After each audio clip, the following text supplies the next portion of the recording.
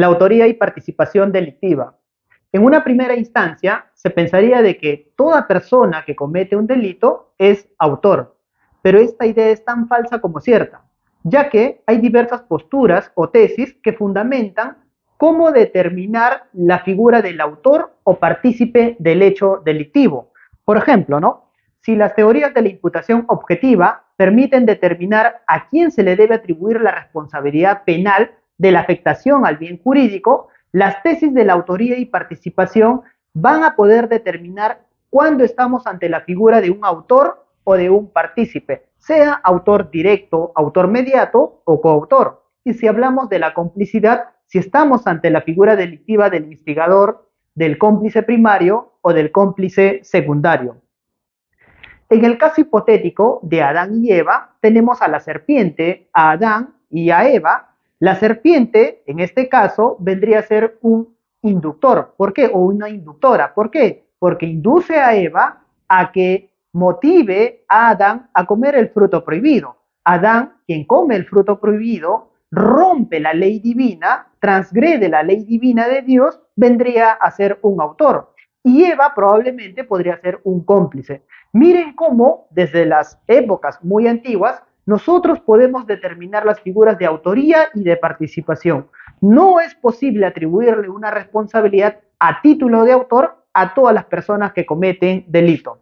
Así, por ejemplo, nosotros vamos a encontrar en una primera instancia, o para determinar cuándo estamos ante la figura de autor o partícipe, vámonos al ejemplo, al caso de un pintor que realiza un dibujo, una escultura. Tenemos a aquella persona que hace las mezclas de la pintura para poder obtener dicha pintura específica para el pintado, y tenemos a aquella persona que simplemente compra los materiales. Aquel pintor vendría a ser el autor.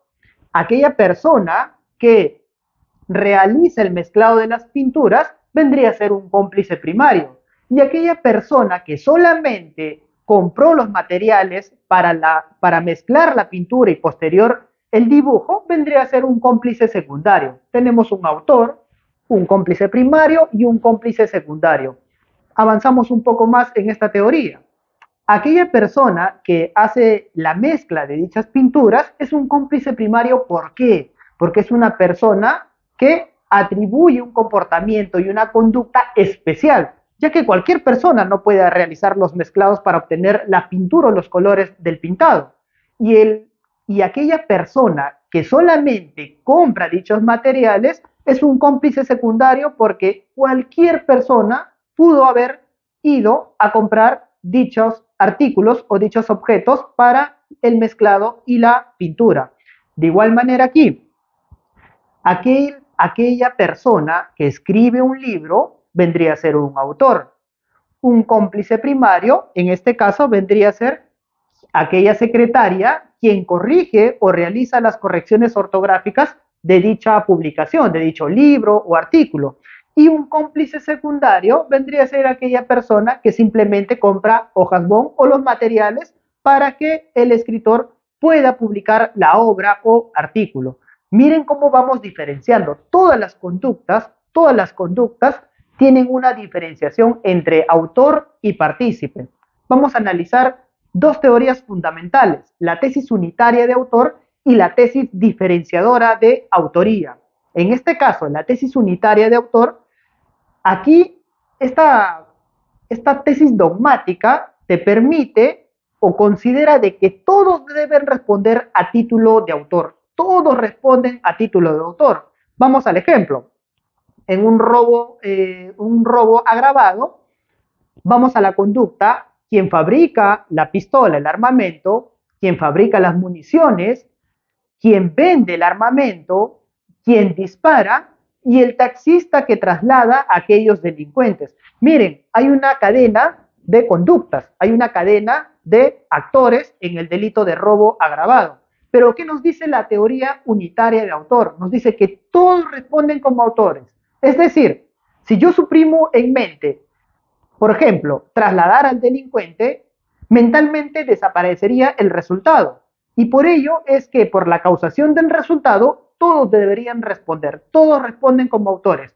Aquel que fabricó el arma, aquel que vendió el arma, aquel que disparó y aquel que trasladó a esos delincuentes para que ejecuten la conducta ilícita. Todos responden como autores. Esta tesis unitaria de autor pues trae muchos problemas para diferenciar la autoría y participación delictiva. Por ello es que aparecen las teorías diferenciadoras. En las teorías diferenciadoras vamos a encontrar a la tesis subjetiva, a la tesis objetiva y a la tesis del dominio del hecho. ¿Qué nos dice la tesis subjetiva? En la tesis subjetiva, todas las condiciones son condición, todas las condiciones son equivalentes. Hay una equivalencia de condiciones. Si yo o no hay una condición más fuerte o una condición más débil, condición es condición, causa es causa. Todo lo que produce un resultado es equivalente. A eso se refiere la tesis subjetiva. La tesis subjetiva manifestada por la voluntad, por la intención o por la motivación de la gente para cometer el ilícito penal. El claro ejemplo de ello es el caso de la bañera. El caso de la bañera que en los tribunales alemanes se consideró o fue muy preponderante la tesis subjetiva y va de la siguiente manera.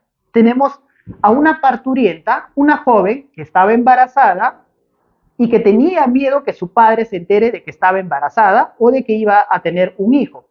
Esta parturienta, esta joven, esconde su embarazo, no hace de conocimiento para su familia y mucho menos para su padre. Cuando nace su hijo, su bebé, su recién nacido, le dice a la hermana de que lo ahogue en una tina con agua porque quería desaparecer a su hijo. El tribunal alemán consideró en segunda instancia de que la parturienta responda a título de autor y la hermana, quien ahogó, quien ejecutó materialmente el delito, responda a título de complicidad. Es decir, la parturienta tiene el animus autoris y la hermana tiene el animus soci. Miren cómo la teoría subjetiva era predominante en dicho tiempo. ¿Por qué? Porque quien debe ser autor de dicho delito, en este caso debería ser la hermana, porque ella ejecutó materialmente, directamente, el hecho ilícito. Sin embargo, aplicando la teoría subjetiva, la parturiente era quien tenía la intención, tenía el ánimo de autoris, ¿cierto? Ella tenía la intención, ella tenía la motivación de matar a su recién nacido, no la parturienta. Sin embargo, por la subjetivización del resultado, de la causación del resultado, quien tenía la motivación de matar al hijo era la parturienta. Esas consideraciones fueron tomadas por el tribunal alemán y es por ello que a la parturienta se le considera como autora del delito a pesar de que no cometió materialmente el ilícito penal, y a la hermana se le considera como cómplice del delito en mención. Posterior a ello, analizamos la teoría objetiva.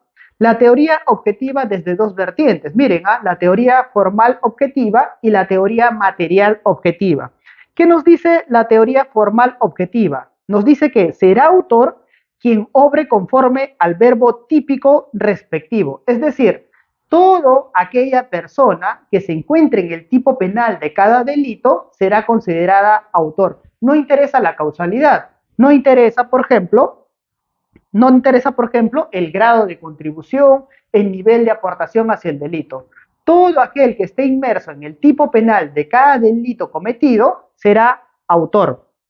Autor es quien ejecuta personalmente el verbo típico. Es decir, si yo disparo a una persona y la persona muere o sufre lesiones graves por mi conducta, yo seré autor. No interesa la contribución, el grado de aportación hacia el hecho delictivo. Solamente responderá aquí quien ejecute el arma. Y suponemos una cosa nosotros aplicando esta teoría formal objetiva.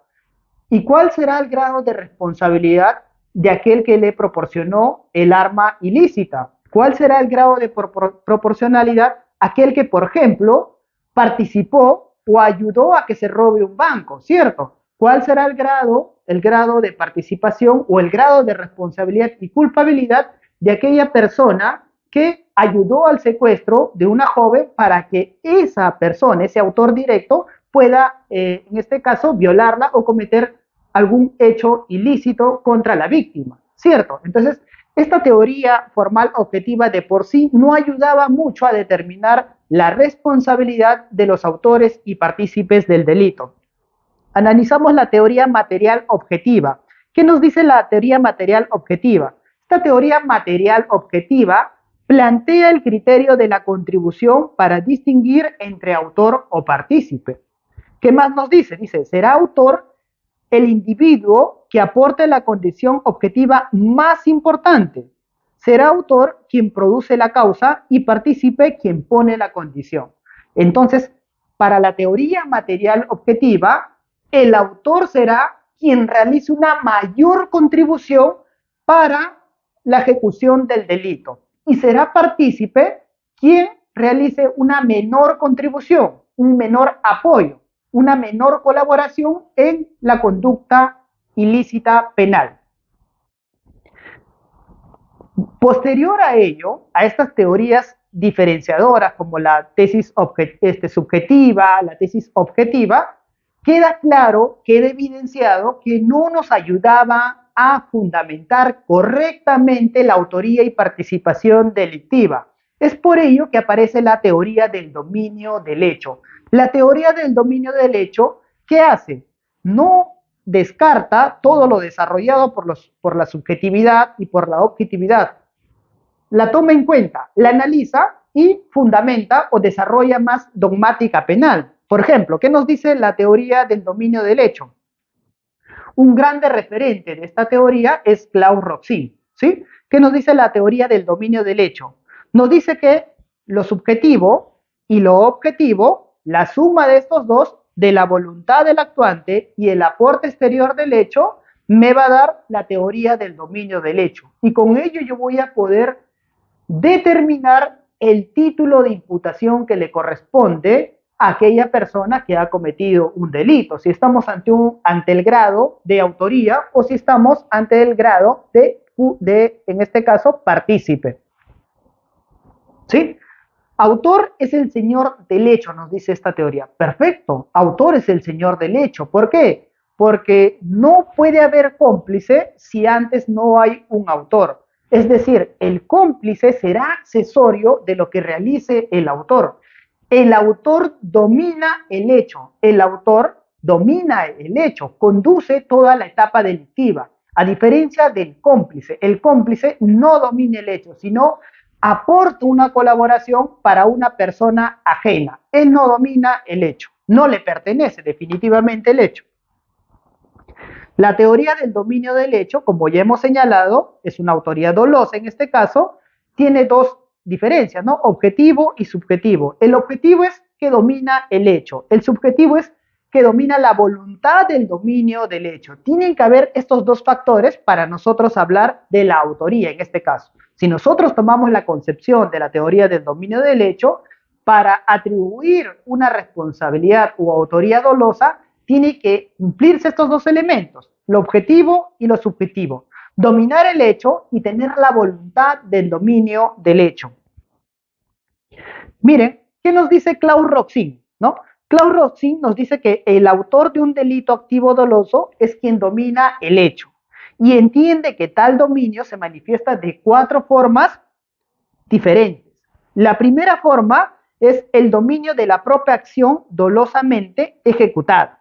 Es decir, estamos hablando del autor directo. Quien ejecuta directamente el ilícito penal puede ser considerado como autor. La segunda diferencia es como el que se ejerce dominando la voluntad de otro que obra coaccionado sobre la base de un error, como el ejercido a través de un aparato organizado de poder y como el ejercicio funcional mediante una aportación importante al delito ejecutado conjuntamente con otros. Esta postura de Roxin nos permite diferenciar que en la autoría vamos a encontrar 4 tipos de autores: el autor directo, el autor mediato, la autoría mediata en aparatos organizados de poder y la coautoría, ¿sí? El autor directo, en este caso, según la postura de Roxin, el autor directo domina el hecho. El autor mediato domina la voluntad del instrumento. En este caso, la autoría mediata en aparatos organizados de poder, aquí el autor domina a la organización y en la coautoría el autor tiene un dominio funcional de todos los que cometen el ilícito penal. Esto es básicamente, en conclusión, lo postulado por Roxin y que la Corte Suprema de Justicia de la República, en sus diversas ejecutorias, también considera dicha postura de la teoría del dominio del hecho. ¿Sí? Entonces, nosotros hemos señalado, por ejemplo, diversos tipos de autoría, autor directo, autor mediato, en este caso autoría mediata también en aparatos organizados de poder, y la coautoría. Corresponde también analizar ahora a la complicidad. En la complicidad, por ejemplo, nosotros hemos señalado que podemos estar ante la figura de una instigación, de un cómplice primario o de un cómplice secundario. ¿Sí? En este caso, por ejemplo, en la instigación, nosotros vamos a encontrar de que el artículo 24 del Código Penal señala expresamente cuándo estaríamos ante la figura de la instigación. ¿Qué nos dice? El que dolosamente, esto tiene que ser a título de dolo, el que dolosamente determina a otro a cometer el hecho punible, será reprimido con la pena que le corresponde al autor. Es decir, tiene que haber una determinación a otra persona para cometer el ilícito penal. También la doctrina señala que aquí estaríamos ante el llamado inductor o determinador de la conducta ilícita, ¿no? Se constituye en la acción de aquel que, sin tomar parte de la ejecución del hecho, influye sobre el autor en forma directa, logrando que este último adquiera el propósito criminal. Vamos a diferenciar o vamos aclarando algunos puntos. Parecería que la autoría y la participación es fácil de entender, pero no es así. Por ejemplo, en la autoría mediata, donde el autor domina la voluntad del instrumento, normalmente el instrumento no responde penalmente porque ha actuado en un error de tipo o, en este caso, no tiene responsabilidad penal. El ejemplo claro es aquella persona, aquel narcotraficante que vende drogas y le entrega una mochila con drogas a un niño para que lo lleve a cierto punto y pueda continuar con su venta ilícita. En este caso, aquí el autor mediato sería aquel narcotraficante que entregó la mochila con drogas a aquel niño o adolescente. Y el adolescente, sin saber que eran drogas, sino pensando que eran medicamentos, lleva ese producto y le entrega al destinatario. Aquí el adolescente o el niño, este instrumento, no debería responder penalmente. ¿Por qué? Porque es un instrumento actuado en un error de tipo. No hay responsabilidad ahí. Eso es lo que nos pretende señalar la autoría mediata. Pero eso no pasa o no es lo mismo en la instigación, porque aquí en la instigación nos dice la doctrina, nos dice la dogmática penal también, de que hay una determinación aquí, ¿cierto? Determina a otro, induce a otro a cometer el ilícito penal. Perfecto. Aquel que indujo, aquel que determinó a otra persona, va a responder a título de instigador. Pero aquella persona que fue instigado, que fue determinado, también tendrá responsabilidad penal, porque no está ante un error de tipo, no es un instrumento. En este caso, por ejemplo, aquella persona que va a matar a un empresario y contrata a un sicario, a una persona para que mate a dicho empresario, el que contrató, el que determinó, el que pagó, va a responder a título de instigador. Y aquella persona que disparó y que mató al empresario no responderá como instigador, sino responderá como autor del delito de homicidio, en este caso. Vemos que aquí en la instigación sí responde, aquel instigado o determinado sí responde penalmente. Y el instigador definitivamente también tiene una responsabilidad penal. Esas son algunas diferencias que nosotros podemos determinar en cuanto a la autoría mediata y la instigación. Pero también vamos a encontrar en la participación al cómplice primario y al cómplice secundario. Si nosotros revisamos el Código Penal, miren ustedes, en el artículo 23 del Código Penal nos señala la figura de la autoría y participación. 23, 24 y 25, ¿cierto? 23, 24 y 25. El 23 nos dice el que realiza por sí, o por medio de otro el hecho punible y los que lo cometan conjuntamente serán reprimidos con la pena establecida para esta infracción. El que realiza por sí, autor directo, o por medio de otro el hecho punible, ese es autor mediato. Y los que lo cometan conjuntamente, aquí nos está hablando definitivamente de la coautoría. Esto ya lo hemos analizado. El 24 hemos dicho la instigación y el 25 nos dice la complicidad primaria y complicidad secundaria. ¿Qué nos dice este artículo? Miren, el que cualquier persona, aplicamos teoría del dominio del hecho porque no hay una cualificación especial con el término el que, cualquier persona puede cometerlo, dolosamente, es decir, hay conocimiento y hay voluntad de ejecutar la conducta ilícita, dolosamente, preste auxilio para la realización del hecho punible, es decir, apoyar, ayudar, contribuir o colaborar, ¿con quién? Con el autor, definitivamente. Tú como cómplice vas a colaborar en un hecho que no le pertenece, sino ese hecho delictivo le pertenece al autor del delito, porque es el señor del hecho, el señor del delito, el señor que domina el hecho ilícito. Dice, miren, preste auxilio para la realización del hecho punible sin el cual no se hubiere perpetrado. Será reprimido con la pena prevista para el autor, sin el cual no se hubiera perpetrado. Es decir, aquí nos está señalando el primer párrafo del artículo 25 al cómplice primario. El cómplice primario va a aportar una conducta para que el autor ejecute el delito. Pero sin esa contribución del cómplice primario, no se habría podido cometer el ilícito penal. O sea, no es cualquier contribución. No solamente es agarrar un taxi, manejar y conducir a los delincuentes. No solamente es enviar un mensaje de texto. No solamente es brindar información. Sino te está diciendo de que sin el apoyo de este cómplice primario, yo no hubiera podido cometer el ilícito penal. Si estamos ante esa figura, entonces hablaríamos de la institución jurídica del cómplice primario. Vamos al segundo párrafo. A los que de cualquier otro modo, hubieran dolosamente prestado asistencia, se le disminuirá prudencialmente la pena. Aquí nos está señalando la figura del cómplice secundario. Es decir, cualquier contribución, cualquier aporte, cualquier apoyo al autor del delito, cualquier apoyo que no sea esencial para cometer el delito, será cómplice secundario. El caso del taxista que conduce a los delincuentes, el caso de aquella persona que brinda información que no es de importancia para cometer el ilícito penal, estaríamos ante el cómplice secundario en este caso. La diferencia de los dos, cómplice primario y cómplice secundario, es que el cómplice primario realiza un aporte esencial para el delito. Sin dicho aporte, yo no habría podido cometer el ilícito penal. Entonces es una persona especial esta de aquí.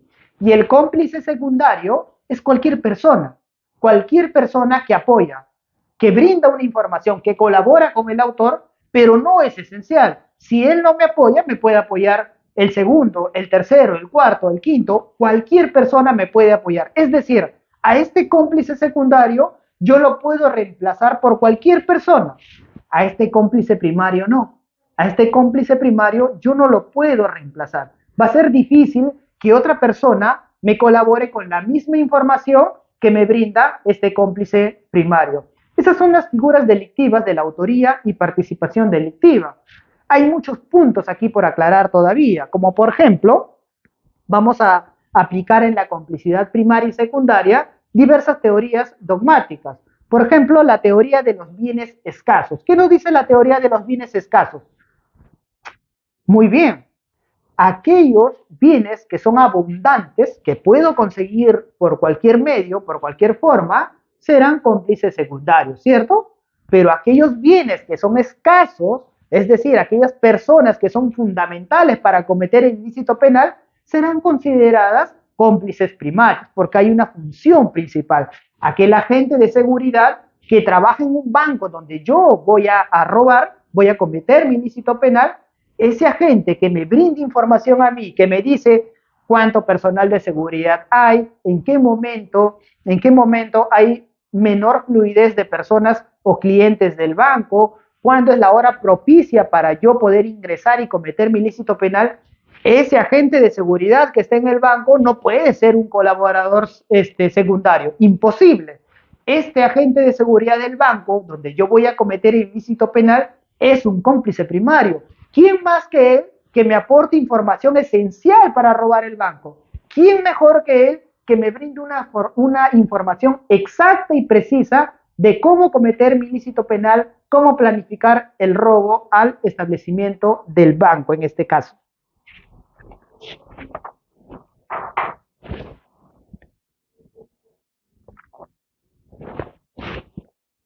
Pero señores, hemos analizado la teoría del dominio del hecho, pero nos ha faltado diferenciar, por ejemplo, o señalar de que la teoría del dominio del hecho se aplica para delitos comunes, no se aplica para delitos especiales.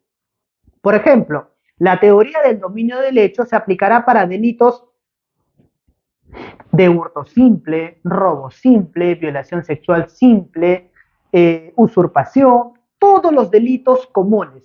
Todos los delitos comunes, cuando me dice, el que mata a otro será reprimido con pena privativa de la libertad. El que hurta, el que se aprovecha, el que. Es decir, cualquier persona que pueda cometer el ilícito penal puede ser considerado como delito común. Y a esos delitos comunes yo voy a aplicar todo lo que acabo de desarrollar, la teoría del dominio del hecho, diferenciando autoría y participación, autor directo, autor mediato, autoría mediata en aparatos organizados de poder, coautoría funcional, instigación, cómplice primario y cómplice secundario. Ahí estaría la diferencia para determinar el título de imputación aplicando la teoría del dominio del hecho. Esto solamente puede ser aplicado para los delitos comunes. Si, por ejemplo, yo estoy ante un delito de cohecho, ante un delito de colusión, ante un delito, por ejemplo, de peculado, son delitos de infracción del deber, porque no puede ser cometido por cualquier persona.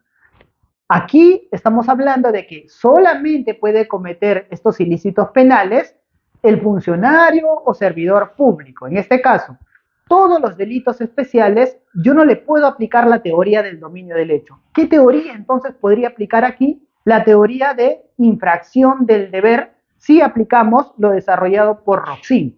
¿Qué nos dice la teoría de infracción del deber? La teoría de infracción del deber nos señala que aquel funcionario o servidor público, es decir, el intraneus, responde a título de autor.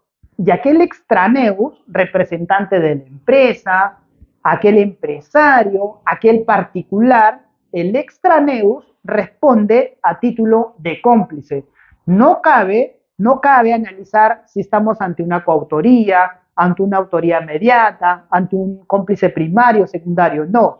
Ya la Corte Suprema de Justicia de la República ha señalado de que el funcionario o servidor público responde a título de autor y aquel extraneos, el particular o representante de la empresa, responde a título de cómplice. No hay otro título de imputación para dichos delitos.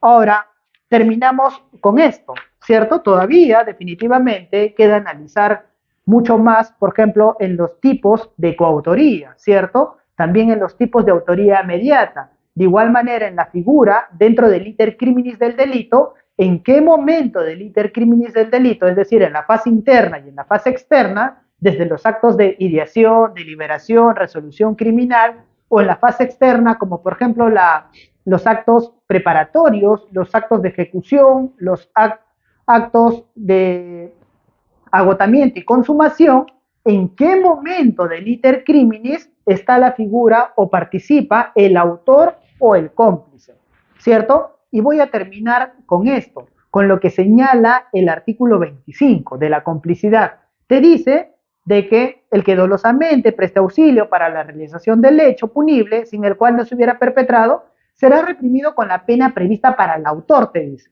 ¿cierto? Ese es cómplice primario. Y cómplice secundario te dice, se le disminuirá prudencialmente la pena.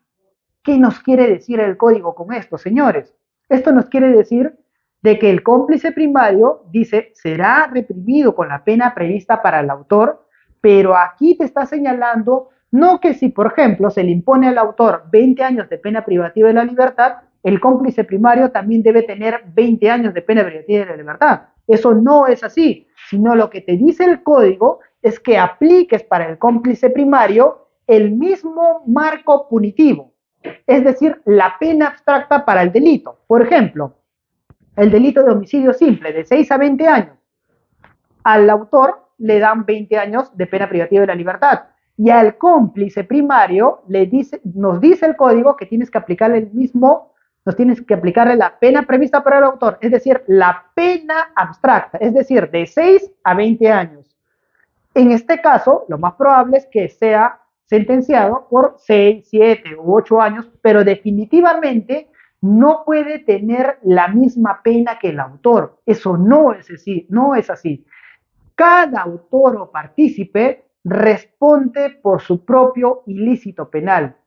Cada autor o partícipe responde por su grado de participación en el hecho delictivo. No es posible aplicarle la misma pena. Si se aplica la misma pena, eso es arbitrario y es en contra de los derechos fundamentales, de los principios constitucionales en este caso, la ley penal.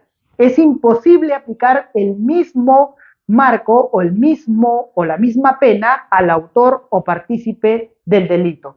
Cada uno tiene una diferenciación de pena. Cada uno responde por su propio injusto.